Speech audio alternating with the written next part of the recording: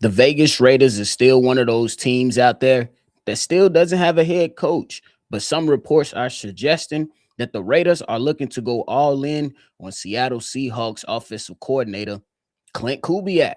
Is that the right decision to make? And then the Eagles find themselves an offensive coordinator.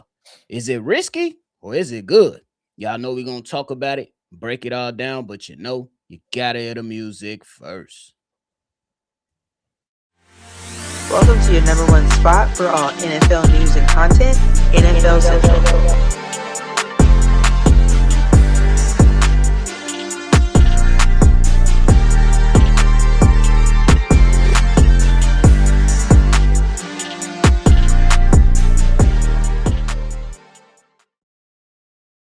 What's going on, NFL fans? Welcome back into another episode of NFL Central, your number one spot for everything NFL. I'm your host here, Bobby, joined by Steve-O. So if you tuned in, love talking football, hit that like button and subscribe. Steve-O, what's the word? What's the word, bro? On the real. Hey, I don't know why your volume dropped again. It dropped again, though. Yeah, technology. Don't fuck with me today. Don't fuck with me today. All right, you much better now. They definitely giving my boy some problems. But hey, Steve-O, we've seen a number of coaches be, granted the opportunity to become head coaches all around the NFL. So far, before we start talking about the Raiders, who do you think, which hiring did you like the most so far? You said between the who? You The cut out for a the second. between the coaches that was already selected, which one do you like the most so far? Just to recap, the Ravens got Jesse Minter, Giants John Harbaugh, Kevin Stefanski with the Falcons, Jeff Hafley with the Dolphins, Robert Saleh with the Titans. The Bills picked up Joe Brady. The Steelers, they have Mike McCarthy, and the Browns are going with Todd Monken. Which one is your favorite so far? I will have to say probably Mike McCarthy going to the Pittsburgh Steelers. I liked it. I liked it for one. I definitely felt like they definitely needed that just the organization where you bringing in a young dude at this current time. I don't know if it would have been the best thing. I mean, I understand with the whole history of it, with Mike Tomlin coming in after a legendary coach. And I think he was only 30 when he got that job. So everybody, when it first happened, was like, this guy, why? This guy, he's so young. He ain't got that much experience, this, that, and the third. And it actually turned out to be pretty successful. But it also gave you one Super Bowl out of 20 years. So I think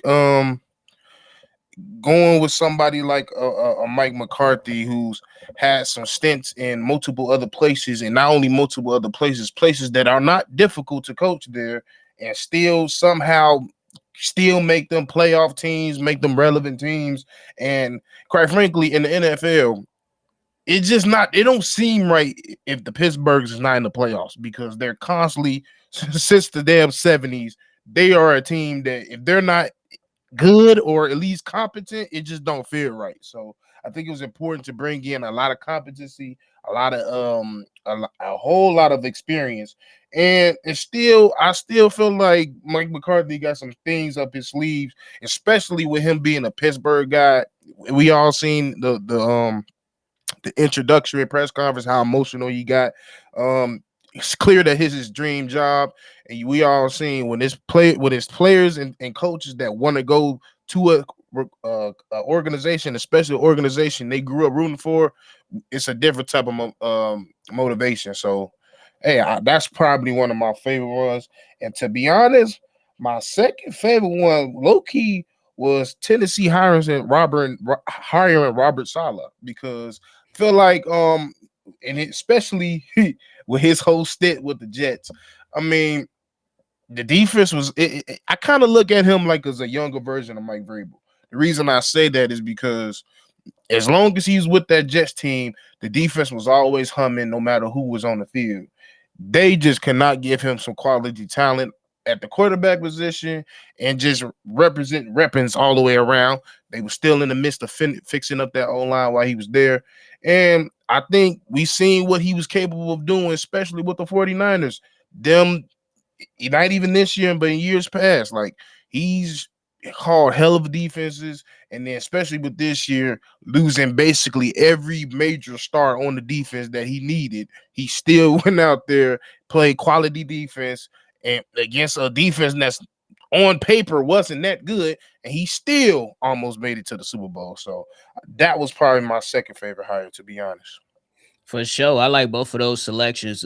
Just real quick with Tennessee and Robert Saleh to go get Brian Dable as your OC, a former head Mm-hmm. coach, and now you getting your second bite at the apple. That's a hell of a combination because you know that you can leave your offense in the hands of Brian Dable, and especially with having a head coaching experience, that just helps you be able to be like, hey, when you was coaching in New York, how did you go about it this way? So it offers a different type of perspective. But so far, my favorite signing was John Harbaugh to the Giants. I just think that they have a defense that's pretty much put together, and then offensively you have some weapons, some pieces around there too. And I think that with the way that the NFC East is every single year, to where it's like, damn, the Eagles won this division back to back for the first time in over 20 years, is crazy. And I think that when you look at the teams and with some of their problems that they're going into this offseason with, you can have a legit chance to give yourself an opportunity to win that division in year one if you're Yeah. the New York Giants, which is pretty damn good. But now let's jump right into the Raiders, bro. Seem like they going all in on Klint Kubiak. Jeremy Fowler tweeted out, and I just took a piece of the tweet just for provide context for the listener. But he did say at the end of the tweet, um, that one candidate noted that the job for the Raiders is Klint Kubiak's job to lose. Yeah. And for those that are wondering, when I said the Raiders should be calling Sean McDermott, the New York Post reported that Sean McDermott is strongly considering taking the season off and then, doing some reevaluation and then getting back into the coaching discussion next season. So that's just the context. But Steve-O, how you feel about the Raiders going all in on Klint Kubiak? To me, him probably makes the most sense because Klint Kubiak's 38 years old, and we all know this is not going to be a year one, year two, year three type of situation in the Las Vegas Raiders. It's a complete restart. It's a complete restart. It's a complete overhauling. So you want to have somebody offensive minded who's going to not you're not in jeopardy of losing, and you want him to match up with your new quarterback, which we all think and know Fernando Mendoza will be the first pick in this year's draft. So to put him next to Klint Kubiak is probably the best situation. And quite frankly, if you look at his how he's been as a coach, the man has coached under some great coaches. He was just like he said, he's with Mike McDonald now as the offensive coordinator for the Seahawks. He was the offensive coordinator for the New Orleans Saints last year. Before that, he's with Shanahan in San Francisco as the passing game coordinator. Before that, he was in Denver as the passing game coordinator and the quarterback coach. And in 2021, he was in Minnesota and as the offensive coordinator. So he has plenty of experience designing and putting together offenses, and now he has easily two complete years of actually play calling. So to be honest, as what we've been seeing, as the history's been shown in most of these head coaches situations as offensive coordinators coming up, he's in the perfect position, as in, let's see if he's ready for it. Multiple years of coaching, multiple years of preparation, and now multiple years of actually calling plays. Now let's see what you could do with a whole team. And then, like I said, I think it will still be no harm, no foul, because even then, you're not expecting him to change and shift the whole organization overnight. It's going to take at least 3 to 4 or 5 years for it to see some significant change, and he's at the perfect age to do so. So, in my opinion, it should be all in on Klint Kubiak because I mean you could go for Brian Flores, you could go over there, but like I said, I think going for the offensive minded head coach is the way to go in this situation. I think that's right on the money, bro. 100%. I think if you are the Las Vegas Raiders, yes, I threw Sean McDermott's name out there, but with him considering taking a year off, I think Clint Kubiak could be a home run hit. Look at the offense in Seattle, bro. Just look at the offense in Seattle. Even when Sam Darnold was out there throwing picks and doing, bonehead stuff, he has still come back and create some things that have helped the Seattle Seahawks offense succeed. And you spoke on the coaching history. And let's talk about his father, Gary Kubiak. Gary This man been Kubiak. around football his whole damn life.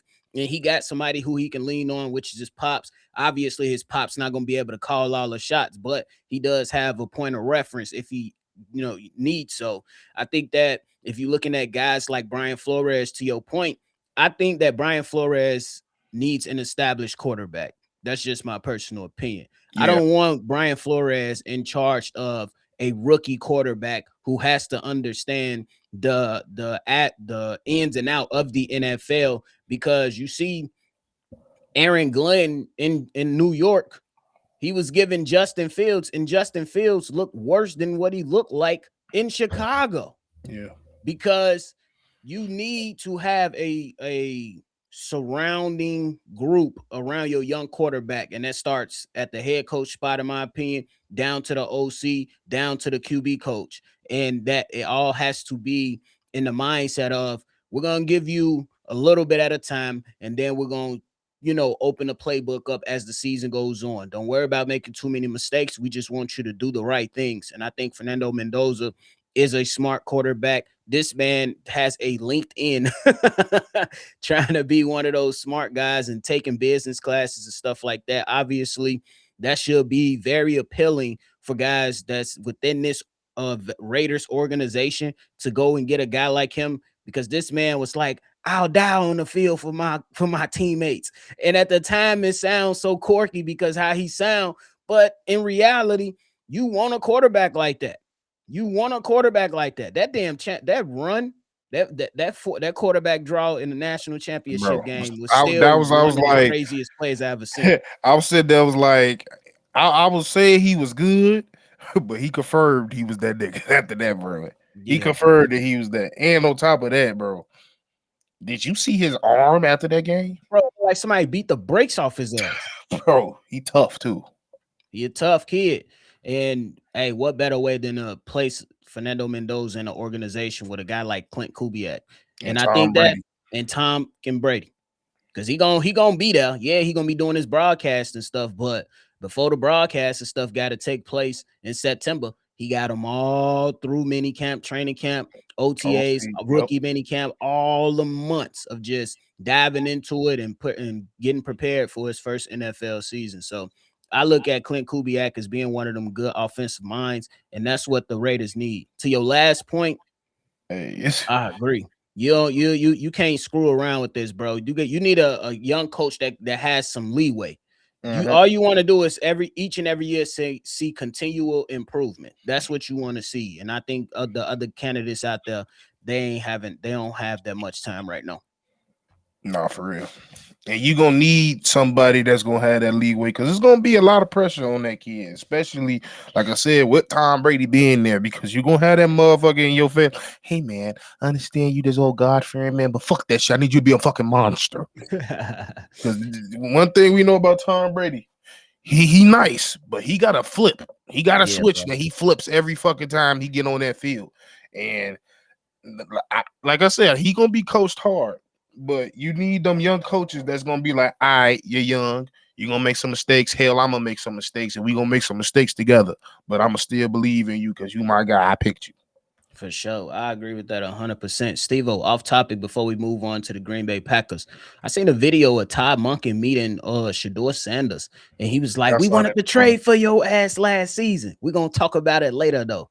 Hey, we'll see what Todd Monken can do in Cleveland. Hopefully, him and Andrew Berry get in alignment, and we'll see, because that Yeah, defense is ready, bro. but that's one thing I was good happy to see. It is to be wanted.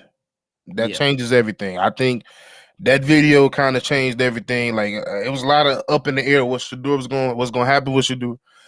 I'm a little bit a step forward to he probably gonna still be a Brown.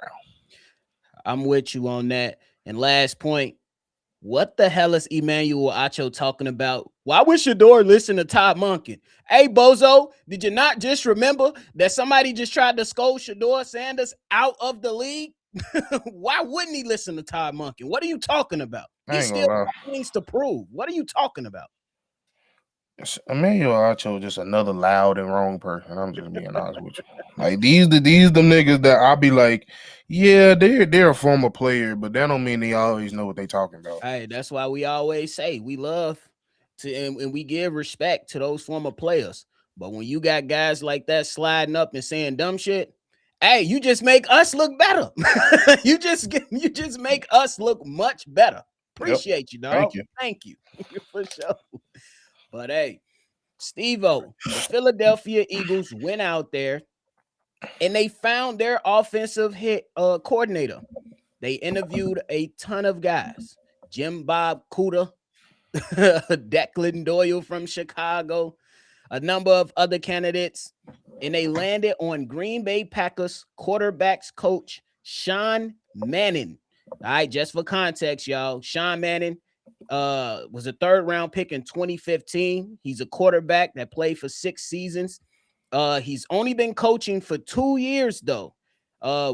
Last year, he was with the Green Bay Packers, and he was promoted to the quarterbacks coach ahead of this past season. He has been under the tutelage throughout his playing career and coach career under guys like Matt LaFleur, Sean McVay, and Kevin O'Connell. Steve-O, what's your thoughts on the Eagles picking up Sean Minnion as their new offensive coordinator? Oh, yeah. I also want to add in, he's never called plays. What you got, bro? Why Josh McCown didn't get a call? Because since we giving out former quarterbacks, goddamn, just at this point, you should have called Phil Rivers at this point then. Because I mean, don't get me wrong, like I get the point. It's kind of like what they say in basketball. A point guard typically makes a good head coach, and some quarterbacks have gone on to become decent. Either head Ben Johnson being a former quarterback, and have been going on to become either great offensive coordinators or great head coaches. But it's just way too fucking fast with this dude. Like, quite frankly, I still remember Sean Minnion when he was trying to play. He ain't that old. He's only 33 years old. He ain't retired that long ago. But yeah, I mean, it just really shows you nobody wanted the fucking job. Unfortunately, like that's the crazy part when we come. That's what I'm walking away from this whole scenario. Nobody, you couldn't get an experienced offensive coordinator. You couldn't even get an experienced quarterback. Hell, you couldn't even find a damn passing game coordinator. That's my things with him. He went from offensive assistant all the way to quarterback coach, all the way to offensive coordinator. You ain't never taught no tight ends. You ain't never worked with the wide receivers. Hell, you ain't never did passing game coordinator. Passing game coordinators, what you do, all the designs, all the play designs, that's you don't even got no history in that. So they really going off of a limb. Like he must had a hell of a sales pitch. I mean, Jordan Love played well, but it wasn't like it. Nothing about Jordan Love the last 2 years we've looked at and was like it's been a big improvement this, there, and that. It's just been is Jordan Love going to turn the ball over here or not? That's been Jordan Love. So I could see if you was like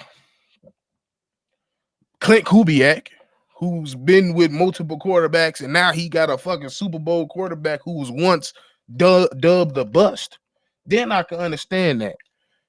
You just got accelerated up the totem pole so fast that I think your head about to spin this year. I'm gonna just be honest with you. Oof, that's tough for my man Sean Manning. Look, bro, my initial thoughts was, who is that? When it came to the Eagles hiring now offensive coordinator Sean Manning. That's because I was like, hold on, who is this guy? And look, I'm not one to go out there and hate on the guy getting the job and elevating himself quickly, but we already know in the league, bro, you're gonna have to have some type of experience, and you're gonna have to be able to call plays. Sean Manning has never called plays. So how is that going to impact the Philadelphia Eagles offense? Because the last time I seen a quarterbacks coach who never called plays out of Green Bay, his name was Luke Getsy, and he was horrible. Steve-O, we remember vividly because he was with the Bears. And in one of the most egregious play calling sequences, he called 3 screens to the same side twice consecutively. And what made him not slow down with calling screens, it wasn't even the pick six. It's because Chicago fans was like, if you call another screen, we at you. You muted, bro. I ain't gonna lie. I'm gonna get credit. Credit. I'm gonna give Gedzi a little bit of credit because he at least he has some form of play calling experience in football in college. I give you that. This nigga ain't got none. I mean, none. Like Gedzi at least got it at West Virginia, West Laney, and then he even got it in Michigan State. I mean, not Michigan State, Mississippi State. And he even did it in Indiana at one upon a time. That's why I was so frustrated with Gessie, because I'm like, you got some experience, you just stupid. Versus him, Sean Manning just, bro. Hey, like, I hope it works out for you. That's all I got. Hey, Steve-O, we can both agree on this. The first 15, Lou Gessie can cook it. Yeah. He can cook the first 15. So I hope that Sean Manning learned from Matt LaFleur how to cook the first 15 at least. I'm not going to, I ain't going to kill him too bad because you still got to go out there and we got to see something. Yeah. But what principles are you going to take from Sean McVay, Matt LaFleur, and Kevin O'Connell to help you as an offensive coordinator has to be my biggest question when it comes to how the Eagles went out there and just signed Sean Manning. Steve-O, I do have a question though. Do you think the Eagles went this route simply because they're tired of losing OCs after them being there for 1 year? Because this guy's not getting a head coaching job next year, in my personal opinion. We'll see. I've seen crazier things. Phillip Rivers just got interviewed for a head coaching spot, for God's sakes. But do you feel that the Eagles went this route with such a young offensive coordinator because they at least want to have him around for, let's just say, 2 to 3 years? I think they went this route because they literally didn't have a choice. I'm like honestly, like when it comes down to it, like we've been saying it for 2 days. Well, I've been saying it today. I don't think nobody wants this job. Like that's what I've come to the conclusion with. Nobody wanted this job, and I can come to the conclusion of why, but I don't know why. I simply do not know why. I mean, yeah, on paper, it fits everything you just said. They can keep him for a long period of time. Even hell, they might even look at him as a possible replacement because there's rumors out there that they don't think Kevin Stefanski is going to see. Is this Kevin? No, Nick Sirianni. Nick Sirianni. They look like brothers to me. But yeah, Nick Sirianni. They don't think he's going to be there that long. Like honestly, we know personally, shit. After we beat their ass, they's ready to fucking fire him then. Mm-hmm. So like, it could be some truth to that, but I think personally, it's simply nobody that they wanted the job. Yeah, because I remember Brian Dable pulling his name out of there. He's like, "Oh yeah, I ain't coming here. I'm gonna go ahead to Tennessee." And Brian Dable, in my opinion, would have been good for him. And I said, that's saying, I thought that was almost locked. Oh, Damon going to the Eagles. Nope. On the real, because experienced play caller, He'd love to have AJ Brown, Devontae Smith, and the fucking Saquon Barkley with an already established offensive line. Now he Yeah. got to go over there and help Robert Saleh build this thing up in Tennessee because some them wide receivers can't catch to say they damn life in Tennessee. But yeah, but I think is what you said earlier had a lot to do with it. They can literally go take that whole division over if they want to. Mm-hmm. If they draft correctly and make some smart moves. The Giants. Yep. But hey, man, that's it for today's show, bro. You got anything left? It's been a weird ass coaching year. I'll tell you that. Like these sides has been weird, bro. Why don't nobody want Arizona? I'm sorry, Martin. I just wanted to go to Arizona. Don't nobody want to go to Arizona? Martin. Hey, bro. Like at the end of the day, bro. We ain't talked about it, but it might be some turmoil there. Hey, I don't want this quarterback, but it's our quarterback. That might be the situation, low key. Yeah, because if you watched last year, you see that Jacoby Brissett, when he was out there, the offense was humming. We was like, hold on, this the Marvin Harrison Jr. we was expecting to come out the draft. The real what? And Brissett figured it out. Now, I don't know. Hey, like I said, move on from the midget. That's all I gotta say. Ain't no short people slander, bro. Hey. Some niggas just need. Hey, you should have followed your first mind to play baseball, nigga. I ain't gonna lie. Real. But hey, that is it from us today, y'all. We hope y'all enjoyed the show just as much as we did. Before y'all get up out of there, make sure you hit that like button, subscribe to the channel, and hit that notification bell as well, man. We appreciate y'all. Make sure you always love football, and y'all already know we're gonna catch y'all on the next one for sure. Peace. This has been a presentation of the Break Media.